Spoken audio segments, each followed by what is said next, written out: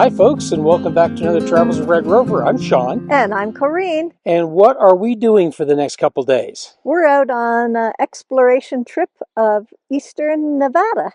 Yeah, we're going to be doing a little bit of off-roading trips to some of the more popular areas in eastern Nevada. And we're going to take you along with us. We got our Jeep Gladiator all packed up, so we'll be doing some off-road stuff to some less visited locations. And we'll learn more about the history of Nevada en route. Sounds like fun. Let's get started.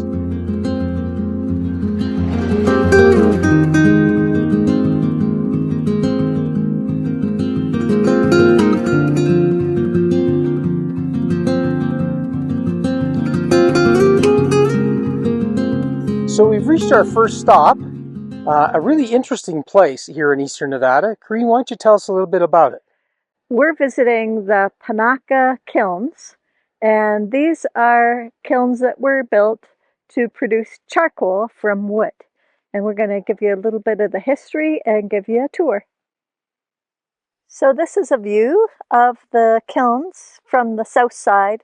They're being lit mostly from the southeast right now.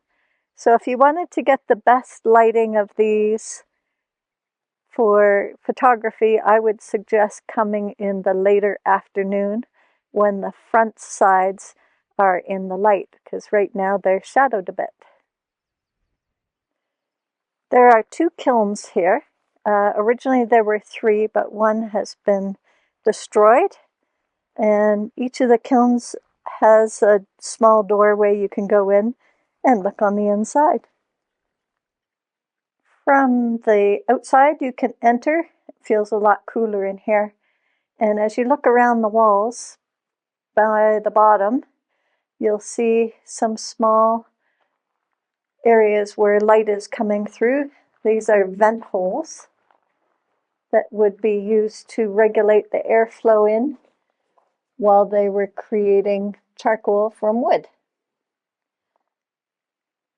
There's an opening near the top that when the kilns were used would have been closed up to keep the air from escaping too quickly. They would put wood in here and some grass to get it started as a fire, and then close it up, monitor it for 30 days. Once the process was finished, then they would stop the fires, close up all the air, let the fire go out, leave it for a week, and then carefully reopen to remove the charcoal. The wood would be harvested for the kilns from nearby, juniper, some pine, and western mahogany. They'd make the wood in lengths of 5 feet, and each kiln could hold about 50 cords of wood. 50 cords of wood would produce 30 bushels of charcoal per cord, and that would be enough to smelt a ton of silver ore. The charcoal was transported down to silver mills at Pioche and Bouillonville, Nevada. Enjoyed our visit to the charcoal kilns, but it was time to move on to the next adventure. Well, Corine's driving. Yep, hitting every pothole and mud rut. Yep, she's hunting for them right now. It's paying me back for all the times I've bumped her in this seat. For those that wonder whether Corine actually drives at all, this is your answer. Very rarely. Very rarely. That's not really true. It's actually more than you'd think, and it's always when we're doing drone video. Well, we finished our viewing of the Panaca Kilns, and we drove into Caliente, had a nice lunch in town, picked up a coffee at the espresso coffee truck, and we're doing a fuel up before we head to the back roads for our next adventure. So Corine and I have got aired down, and we're ready to head to the Delmar Ghost Town. It's a fairly well-known ghost town here in eastern Nevada. It's a pretty straightforward trail, and should be a nice drive out there. So we've gone up over the pass and we're heading down on the other side.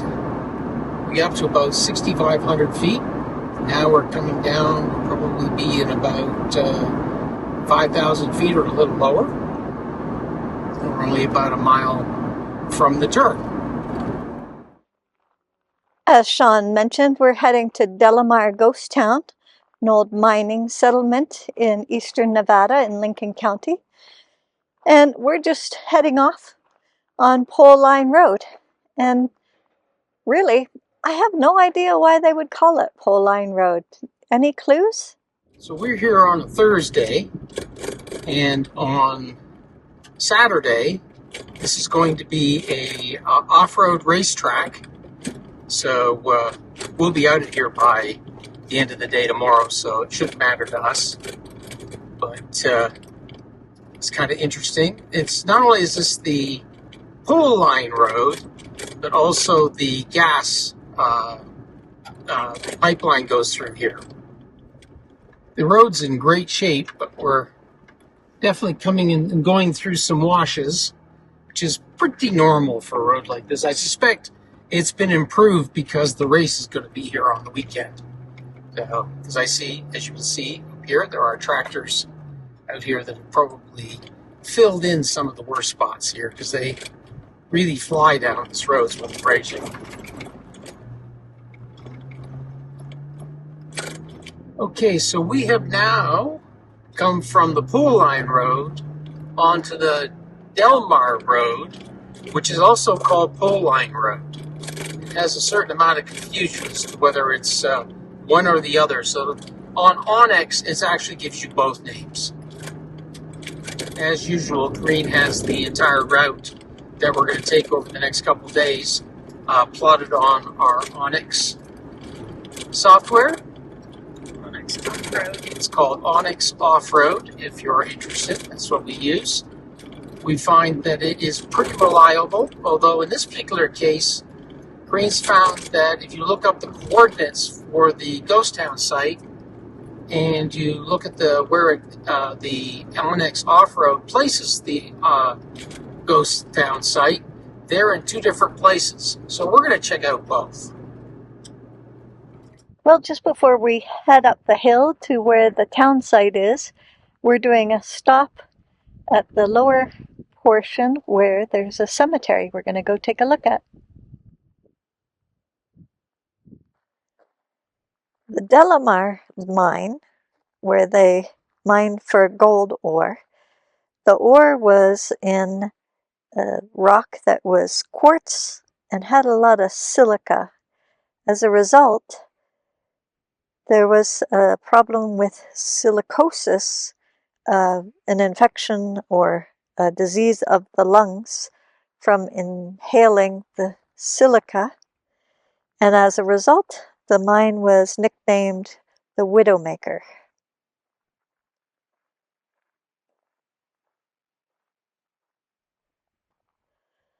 A lot of the grave sites have been surrounded by iron fences to protect them. Of course, there'd be a lot of wild burros out this area. And then the entire cemetery has a barbed wire fence around it as well.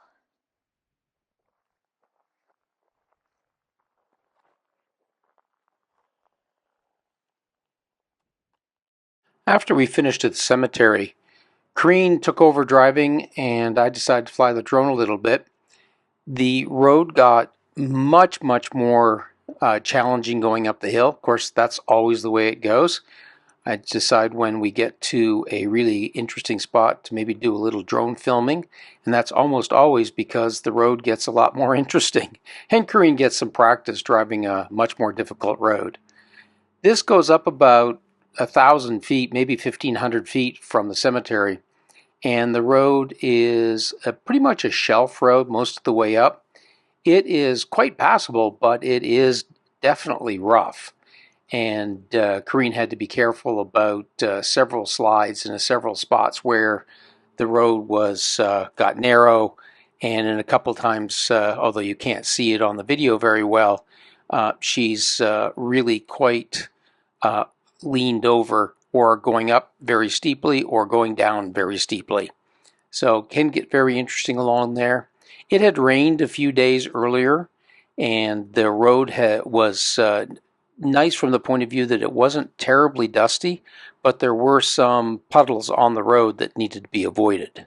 So Kareen and I are working our way up a hill back into the Delmar site. We're going by the various areas where they were doing mining. They're off to the side. I'll give you a picture of that in a second. Kareen is driving up these really challenging hills and doing a great job. There's some of the mining structures down there. They're pretty rough shape, but they still exist. And there's some huge tailing piles off in that direction. You can just see how much the sandy, silicy material it was that they were digging out of the side of this mountain here. Anyway, we might be going down. We might get to go down there in a little while here, so we'll just have to see where the road goes. We drove down through the mill and mining area towards the town site and started to look for a camp spot. Always find lots of interesting things on these sites. Here's an old red, well, rusty car parked in the driveway of somebody's former house. So this is the old town site of Delamar, parked right beside the mine. They didn't have to walk too far to work in the morning, by the looks of things. Probably the mill. Actually, Kareen's probably right. That's probably the mill down there. The mine is actually right up above us here, way up on that hill there. Here we get a good view of the wall construction in one of the better built buildings. This one's got stone with some mortar in between.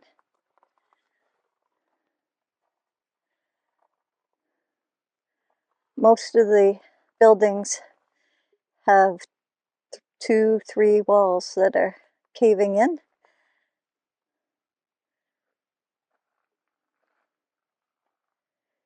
This wall was plastered with white and now has become a very good graffiti wall. The next item on our agenda was to find a good camp spot. Now, the forecast for the evening was going to be for fairly high winds.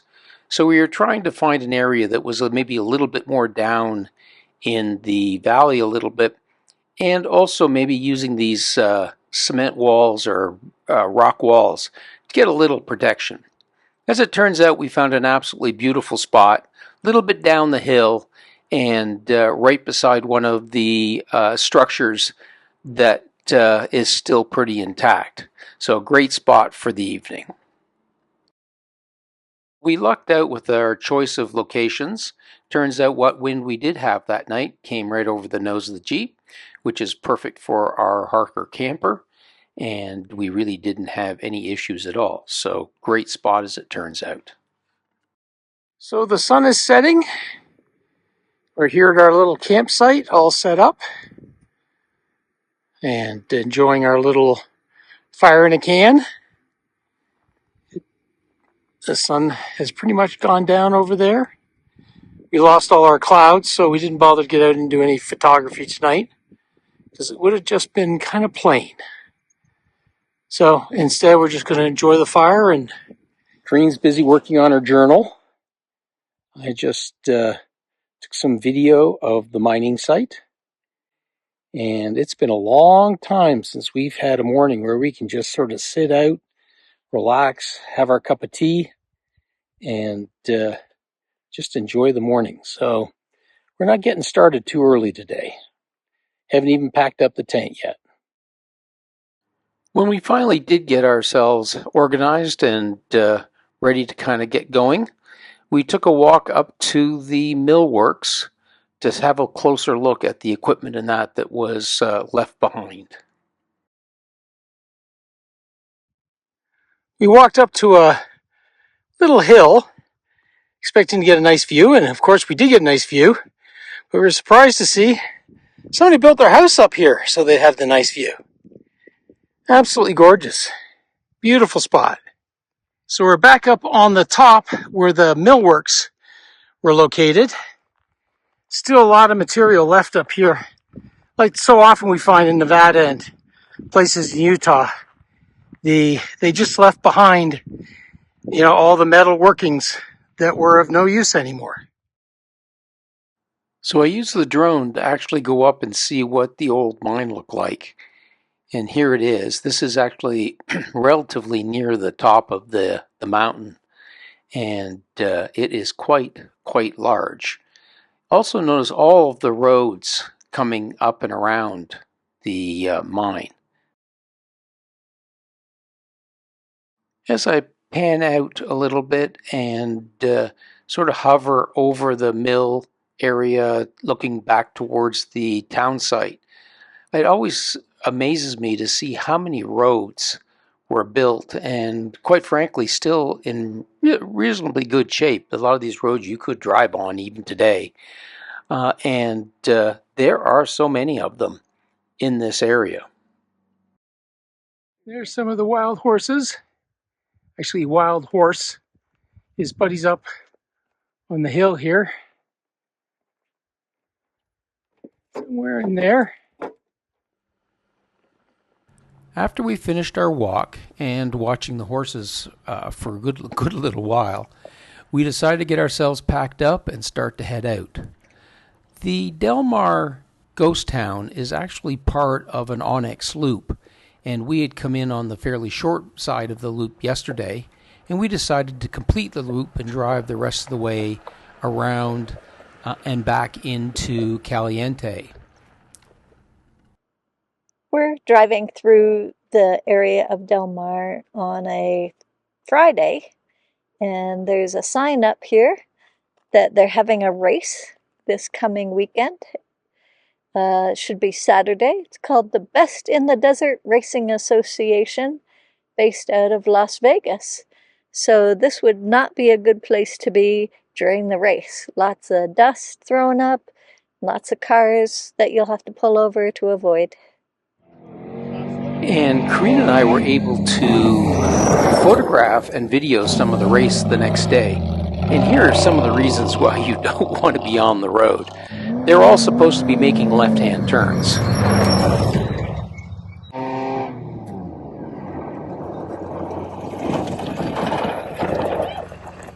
Turn.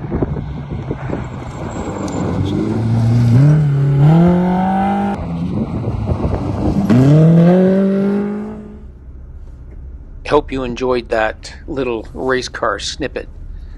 As an aside, someone asked me recently who gets out and does all the exterior photos and video of us coming down the road, and I think this just shows who it is exactly.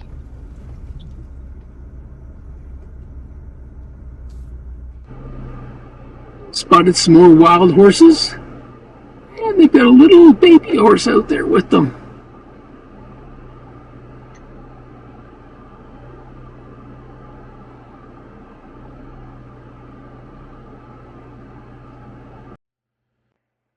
So we departed from the Delamar Ghost Town this morning, and we've probably driven, I don't know, maybe 15 miles on the dirt track, heading around on the loop toward the southeast. And as we come up here, this is the location where Onyx Offroad had identified the Delamar Ghost Town. So it's definitely not here. We were at the ghost town last night. All we have out here is desert, yuccas, sagebrush, and other types of desert vegetation. So do not pay attention to the Onyx Off-Road location for Delamar Ghost Town.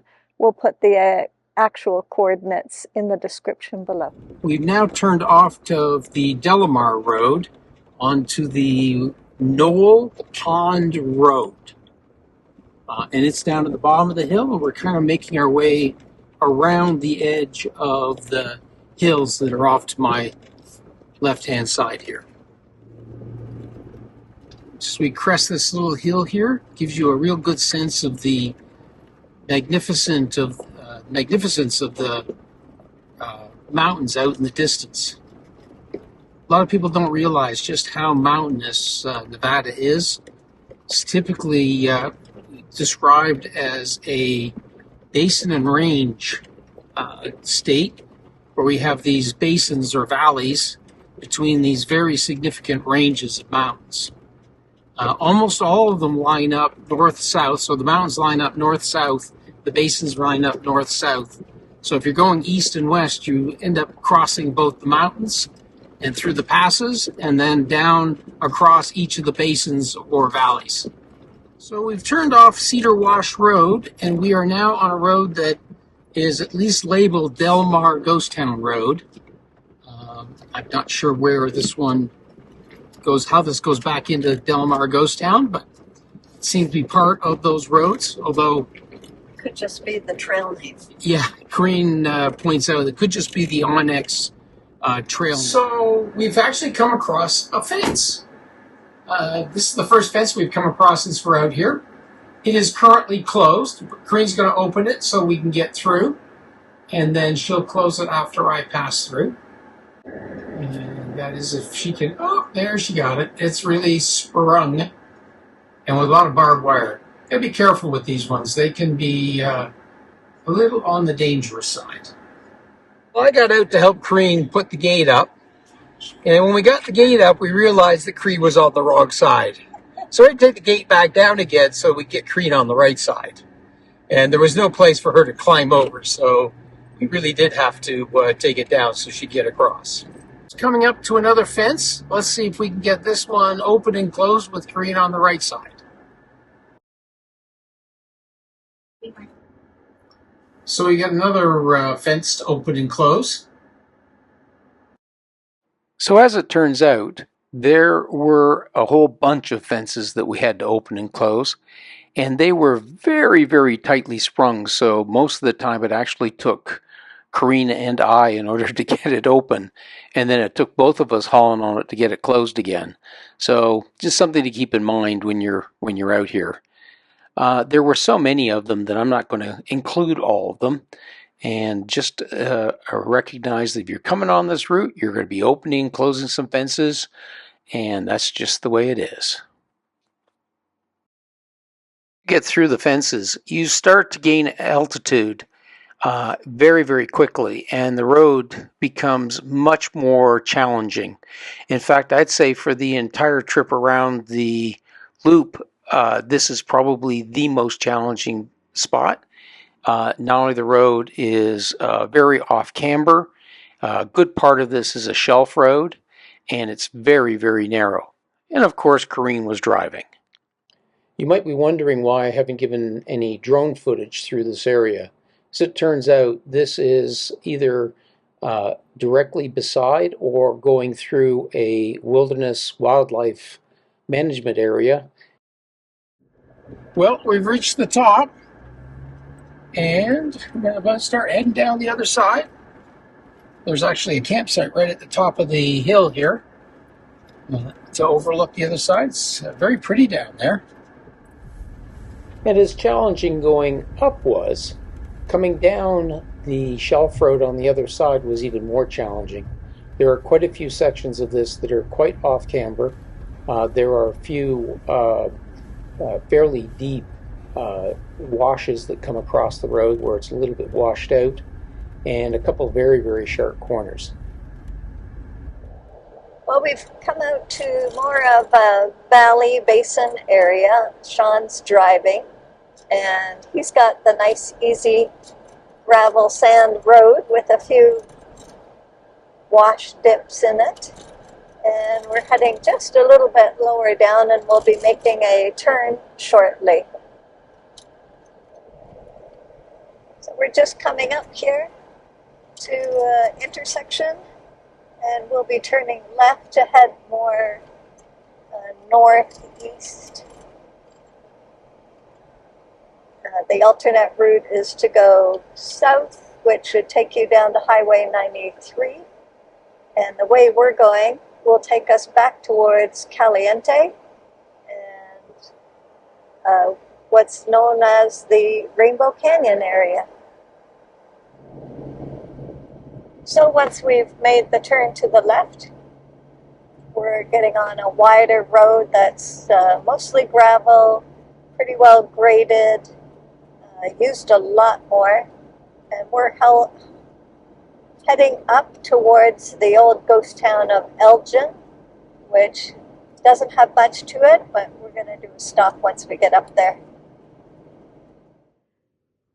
So during the 1870s, there were a number of ranches that were settled along the route here, which is called the Meadow Valley Wash, and it flowed all the way over to Moapa, Nevada.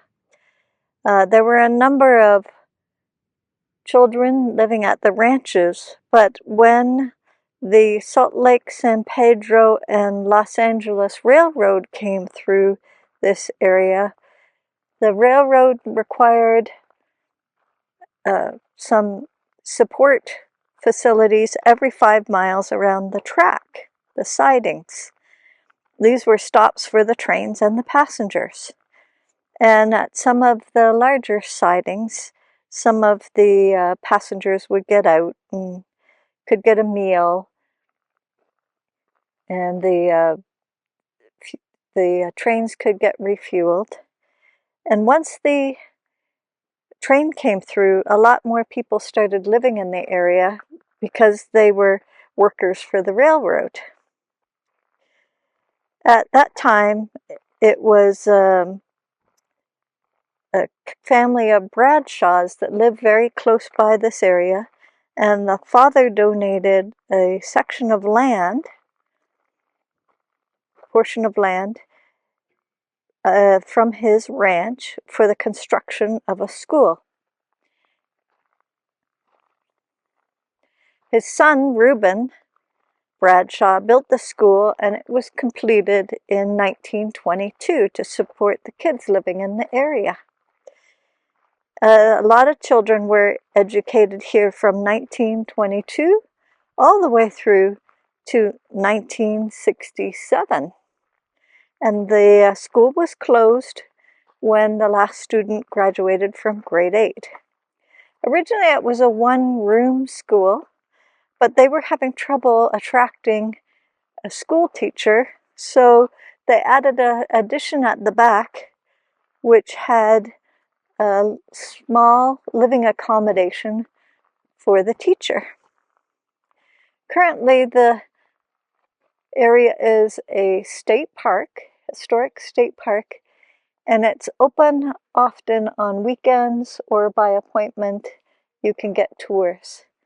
We were fortunate a few years ago to do a session of the Lincoln County Photo Festival here as instructors, and we got a chance to be inside the schoolhouse and tour around. So we'll include a few pictures of the interior of the school.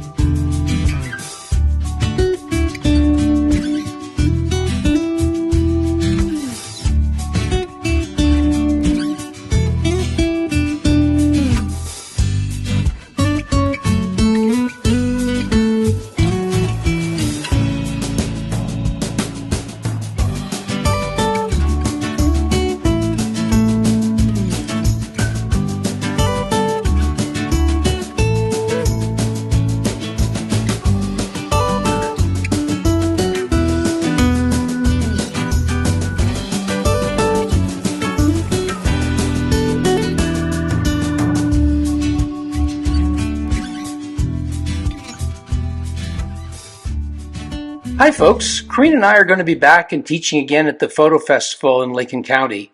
It's a great event, we have a lot of fun, and get some very nice pictures in some areas where you would not otherwise be able to go. So if you are interested, hit that QR code for more information, and we sure hope to see you in September. And if you book now, at least between now and August 19th, you can save some money on your entry to the festival. Also, it's a good idea if you're going to come to the festival to arrange your accommodations as soon as possible. This is a popular event, and it's pretty quick when the hotel rooms get sold out.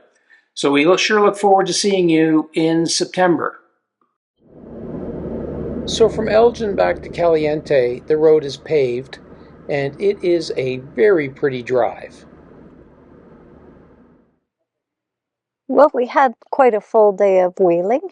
We returned back to Caliente about 3:30 this afternoon, and I checked the mileage. It was 106 miles for our full loop of the Delmar Ghost Town, down from the west side and then south, and then returning, no, down on the west side, going south and returning via the east side through the 317 roadway back to Caliente.